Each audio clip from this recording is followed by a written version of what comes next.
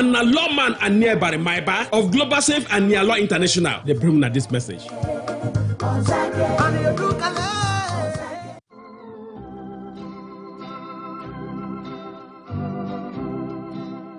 Obituary. With deep Christian grief in our hearts, but with total submission to the will of the Almighty, we, the warrior unity of Oro Aholu compound in Oro Oluozu in Elekaya of Rebesi Kingdom in Port Harcourt local government area of Rivers State, announce the death of our beloved brother, husband, father, and uncle, late Deacon Godwin Nyeche Aholu. Funeral arrangements, Friday, 28th October 2022, 5 p.m. Service of songs at his residence, Areta Drive by Ewa Street, Elekaya Road, Port Harcourt. Saturday, 29th October 2022, 7 a.m. Body leaves Ashes to Ashes Mortuary, 7:30 a.m. Body arrives at late Chief Wichebo compound to be received by family members. 8 a.m. Body leaves for his residence at Areta Drive by Ewa Street off Elekaya Road, Port Harcourt. 9 a.m. Body leaves for Community Primary School Elekaya. 9:30 a.m. Funeral service. May his soul rests in the bosom of the Lord. This is signed by Pastor Chibezo Aholu, Chief Mana.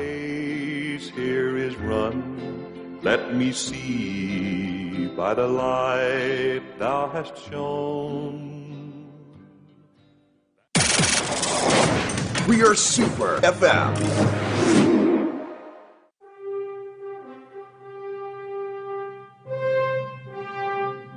Everyone needs a superhero.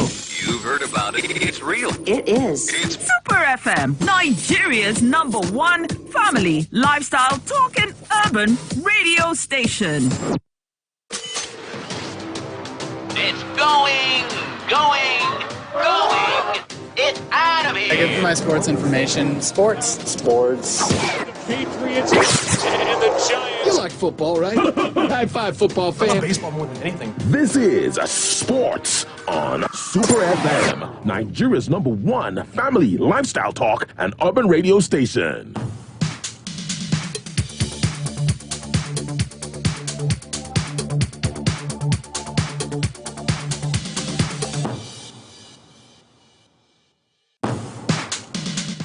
Hello, good morning. Welcome to this thrilling edition of Super Breakfast Sports with me, Mary J, on your #1 family lifestyle talk and urban radio, Super 93.3 FM, Port Harcourt. Today is Thursday, the 27th day of October 2022. Now, on the Breakfast Sports show today, we'll be continuing with European football, reviewing what happened on match day 5 in the UEFA Champions League, and also looking forward to what should now be a difficult UEFA Europa League campaign. Now, what are your reactions from yesterday's results in the UEFA Champions League? I'm sure the Barcelona faithfuls who had their hopes up will not be feeling so good about it this morning.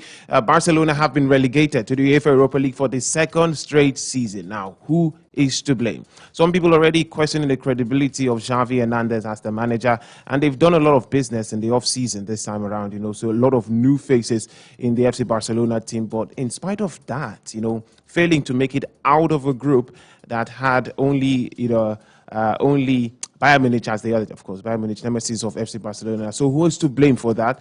And with the trio of Sevilla, Atletico, FC Barcelona, and some other teams to join them, dropping down to the UEFA Europa League, how much more difficult do you think the Europa League will become? Big games tonight in the Europa League, especially for Manchester United. They need to win against Sheriff Tiraspol to keep their hopes up of finishing top of the Europa League group and possibly avoid some of these big teams dropping down for the UEFA Europa League. So these are the kind of questions we want to hear from you this morning. To talk us through this, we'll have Okwe Osakwe, who knows a thing or two about playing football on Thursday night. He'll be speaking to us on Super Breakfast Sports this morning. Of course, you can get in touch with us as well by using any of our medium, WhatsApp, Facebook, where we're live streaming at Super FM PH, the Super FM global app, or put your phone call through to us when we throw the phone lines open. Without wasting any more time, vamos.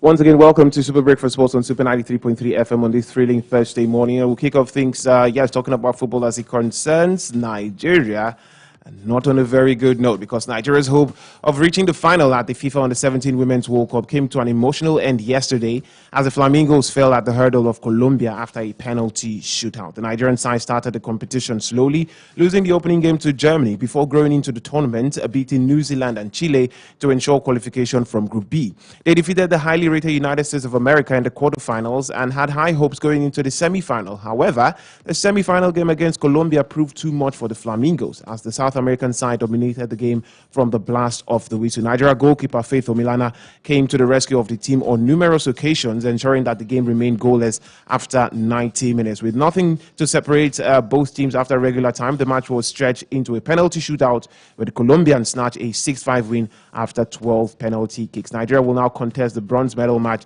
against Germany on Sunday. Germany were beaten 1-0 in the semi-final match with Spain, and that sets up Spain and Colombia for the ultimate prize, the final match, same time on Sunday.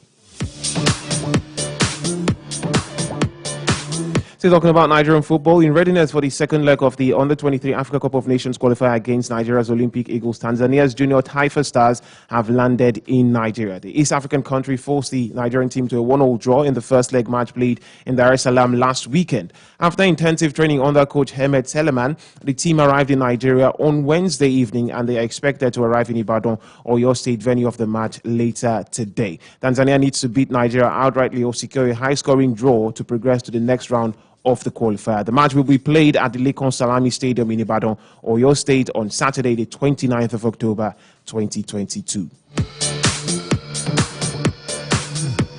Some of the sports stories on the Breakfast Sports this morning. The Federal Ministry of Youth and Sports Development has rescinded the decision to ask Paralympic sports from the National Sports Festival. On Wednesday, the 19th of October 2022, a decision was taken via a virtual meeting of the National Council of Sports to remove para sports from the 21st National Sports Festival, which will be hosted by Delta State. Now, according to a press release signed by the Director of Press and Public Relations, Mohammed Manga, the ministry, after consultations with stakeholders, released para sports to be competed for at the festival. The events include para-athletics, para-table tennis, para-powerlifting, and depth sports of athletics and table tennis. However, the ministry wishes to state that the events would be limited to where Nigeria has competitive advantages. The decision was taken in the overall interest of sports development in Nigeria, as the National Sports Festival has become the flagship games for the discovery, grooming, and empowerment of youth athletes.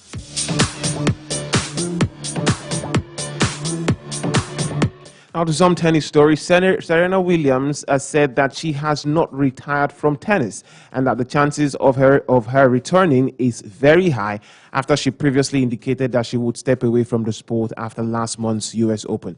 Speaking at a press conference in San Francisco while promoting her investment company, Serena Ventures, Williams said, and I quote, "I am not retired. The chances of a return are very high. You can come to my house. I have a court." End of quote. The 41-year-old has said she was evolving away from tennis in an essay in August, and while she did not confirm the US Open as a farewell event, she was given lavish tributes before each match in New York and waved an emotional goodbye after losing in the third round.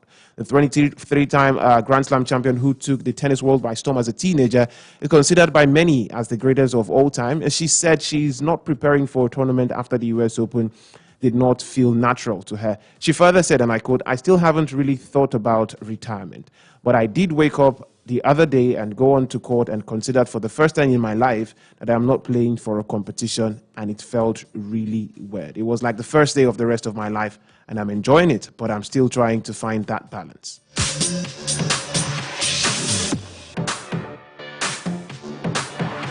Now, let's quickly run through what happened in the early hours of this morning as it concerns basketball in the NBA. The Cleveland Cavaliers were winners over the Orlando Magic. They defeated Orlando Magic 103-92. Detroit Pistons lost at home to Atlanta Hawks 113-118. The Milwaukee Bucks defeated the Brooklyn Nets 110-99 points. And in that game, we saw Giannis Antetokounmpo put in as much as 43 points for a double-double that included 14 rebounds. Really big game for the big Greek, the Greek freak, Giannis Antetokounmpo. New York Knicks were 134 194 to 131 better than the Charlotte Hornets. Toronto Raptors defeated Philadelphia 76ers by 10 points, 119 to 109. The Chicago Bulls were also winners over Indiana Pacers, 124 to 109. Ended Minnesota Timberwolves in a high-scoring game defeated San Antonio Spurs, 134 to 122. The Jazz were 8 points better than Houston Rockets, 109 to 101. It ended. Portland Trailblazers were beaten at home by the Miami Heat, 98 to 119. And the Denver Nuggets heaped the woes of the LA Lakers, who have now lost their 4 games in the NBA regular season since the start of the 2022-2023 season. It ended 110 to 99 in favor of the Denver Nuggets.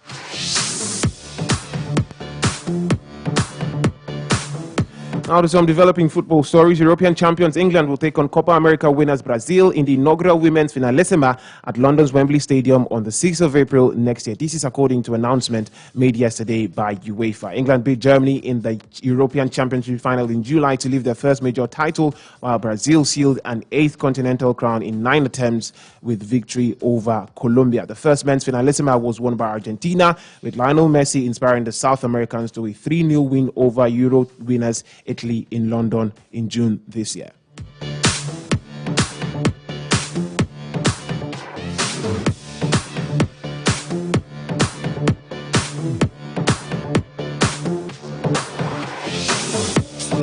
Now for our big discussion this morning, the UEFA Champions League. Liverpool, Inter Milan, FC Porto became the latest sides to secure their places in the knockout stages of the UEFA Champions League for this season, as ambitions were ended for Ajax, FC Barcelona, and Atletico de Madrid. On that note, I'd like to welcome Okwi Osakwe to Super Breakfast Sports this morning. Good morning to you, Okwi. Welcome to the show. Good morning, Merritt. Good morning to our team and listeners. Tough night in football, especially if you're a Barcelona fan. But one thing that was remarkable about last night, and in culmination, match day 5 of the UEFA Champions League this season, is that by the virtue of the number of goals scored, 33 goals on Wednesday, 26 yesterday, it now ranks 3rd on the list of highest scoring Champions League match days. The first of them being 63 goals scored on match day 1 in the 2000-2001 season, at the second match day 3 in the 2020-2021 season, and now in 3rd place, match day 5 of the 2022-2023 season. Overall, how would you describe match day 5? Exciting, very exciting, beautiful for fans of football. Football is all about goal scoring. We don't want to see situations where teams just park the balls and will not want to go on the attack. So it shows that teams are beginning to understand the importance of attacking football. If you don't score the goals, you don't win the games, and I'm sure the coaches are beginning to come to terms with that fact.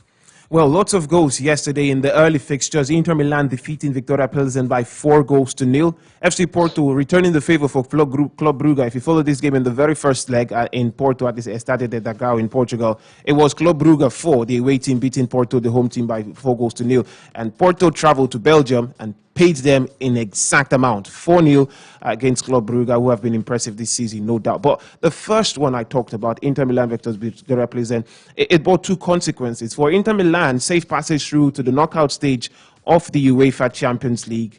And FC Barcelona, even without kicking a ball, even before kicking the ball yesterday, were already relegated to the UEFA Europa League. And of course, it did not go any better for FC Barcelona. They lost at the Camp Nou to put should I say, insult to injury to FC Bayern Munich by 3-0. Now, 4 consecutive games without scoring a goal against Bayern Munich, 7 unsuccessful attempts against FC Bayern Munich. How would you sum Barcelona's night last night?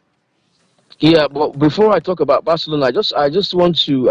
It's a curious one why UEFA would play the Inter Milan and the Pleasant match as an early kickoff, given the fact that it was such an important fixture for last night. Like you mentioned, Barcelona already knew they were knocked out before kicking the ball, and I don't think it would have been a good one for them because it would have deflated some morals. But back to your question about Barcelona, well, it happens in football. They're not the first ones to be knocked out twice in the group stages. It happened. Probably they're suffering some kind of decline. Remember they brought in a lot of players. It will take some time for those players to gel. And I'm sure Xavi and his team will be looking at next season to see what they can do about, bringing the team back to where they deserve to be. It's Bayern Munich have established dominance over Barcelona, and I'm sure revenge from after this season should be on Barcelona's mind.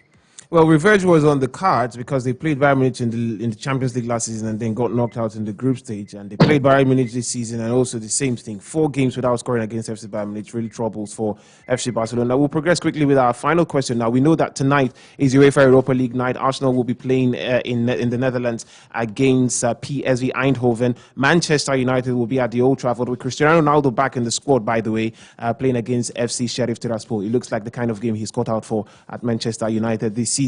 Manchester, for Arsenal, they could finish top of the group of their group standing depending on the result tonight. Manchester United could win and still not finish atop of the group. And the implication, if Manchester United finishes second, is that they have to contest a playoff match with one of the teams that have been or will be relegated from the UEFA Champions League in this season. And some of those teams include Sevilla, Atletico Madrid, FC Barcelona, Ajax Amsterdam could join them, and a couple more teams. How difficult will the UEFA Europa League be with the cast joining from the Champions League?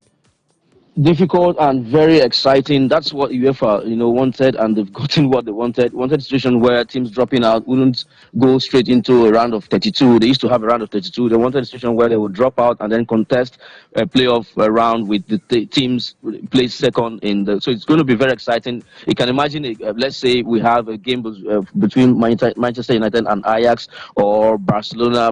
It's going to be very exciting. For Arsenal, I think they're going to probably come out with nothing less than a draw. I don't think they're going to lose that game. And for Manchester United against Sheriff, who I love to call Sheriff African.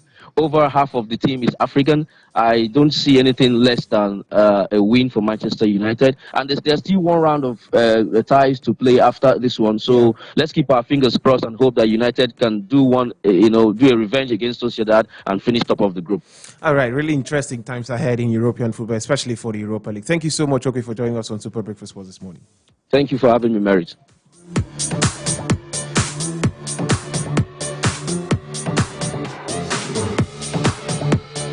Really interesting times in the UEFA Europa League. Really interesting times await all the teams, especially those who will finish second in the UEFA Europa League. You really have a lot of work to do if you come up against any of these big teams, or should I say former big teams now, who have been relegated from the UEFA Champions League. So time for us to get your reactions to the games last night. I feel for Barcelona supporters. We told you earlier on, but you wanted to have your hopes up, and then we said, have at it, and it was quashed at the end of the day. So let's get reactions. Barcelona relegated to the UEFA Europa League. Atletico Madrid also. Sevilla also playing the UEFA Europa League. And also your predictions for the games tonight. 0705 079 1021 0811 743 1021 on WhatsApp 0905 948 1021. Good morning. Welcome to Super Breakfast Sports.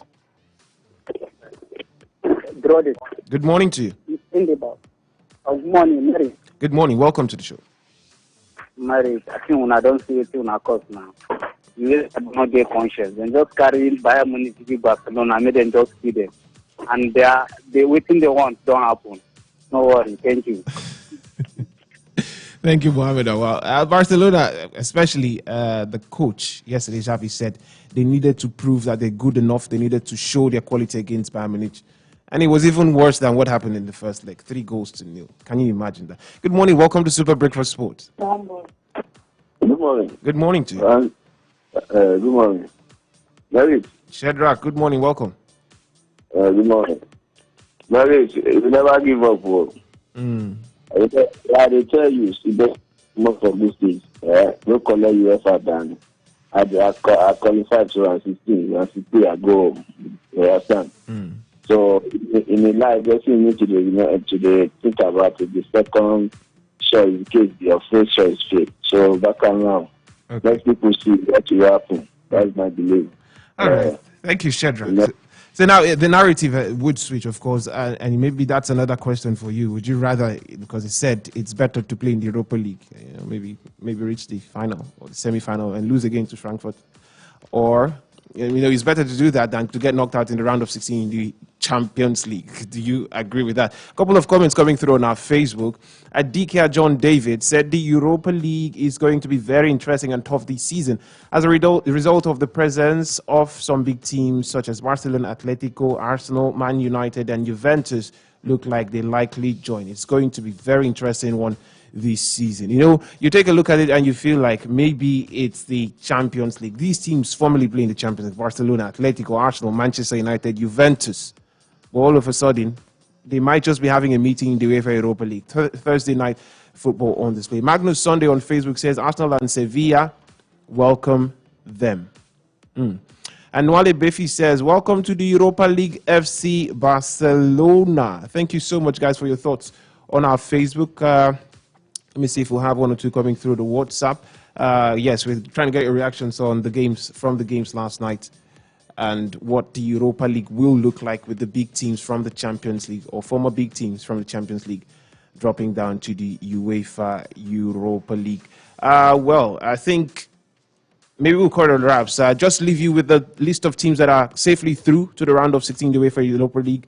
Bayern Munich, Benfica, Chelsea, Club Brugge, Borussia Dortmund, Inter Milan, Liverpool, Manchester City, SSC Napoli, Paris Saint-Germain, FC Porto, Real Madrid. All these teams are safely through to the round of 16 of the UEFA Champions League. Group D, however, remains very open. Tottenham Hotspur played a 1-1 draw with Sporting last night.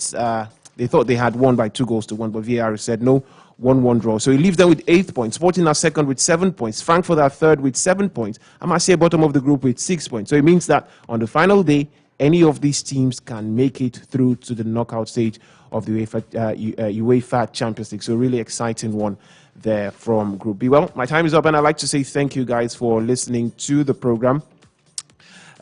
Maybe before we go, just one last bit of information, and it's coming from boxing. It's going to be really exciting because WBC heavyweight champion Tyson Fury has now swapped his boxing gloves for a microphone. He swapped the boxing ring for a recording studio because he's about to release his debut single, a remake of Neil Diamond's Sweet Caroline. And he's doing this for charity to raise awareness for Men's Mental Health Charity Talk Club. Good morning to you, Obi Ivy, who is standing by. Welcome to Super Breakfast Sports. Yes, indeed. What's the latest? Now, your thoughts. You know, those teams that you guys, one of the teams that you guys, Arsenal fans, were scared or are scared of playing, Barcelona. They are dropping down to the Europa League. So now, if Arsenal tidy up, if they handle their business tonight against PSV, they will not have to face Barcelona just yet. But how do you feel about it? Does it make you feel less confident of your chances of winning the Europa League? Well, again, you know that Arsenal is quite unpredictable, but they've been doing good. PSG is not exactly a small team, you know, so I don't know, really. We are still scared. You heard it from them. They're still scared, but, well, no need to worry. No need to fear. I'll be leaving the studio right about now. Obi Ivy is taking over. And I'll leave you with Tyson Fury's rendition of Sweet Caroline, and also the reason as behind him releasing his debut single. Thank you so much for being part of Super Breakfast Sports this morning once again. Enjoy the rest of the broadcast here on this thrilling Thursday on Super 93.3 FM Port Harcourt.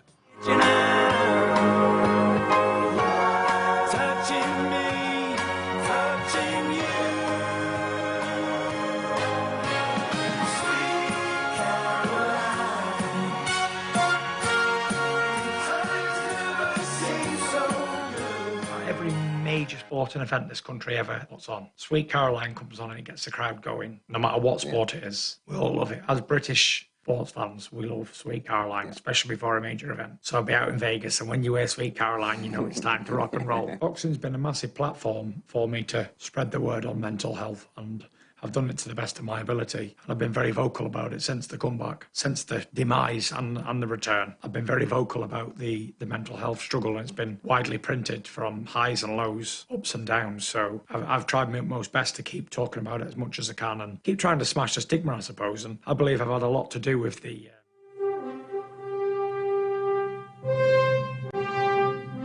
Everyone needs a superhero. You've heard about it.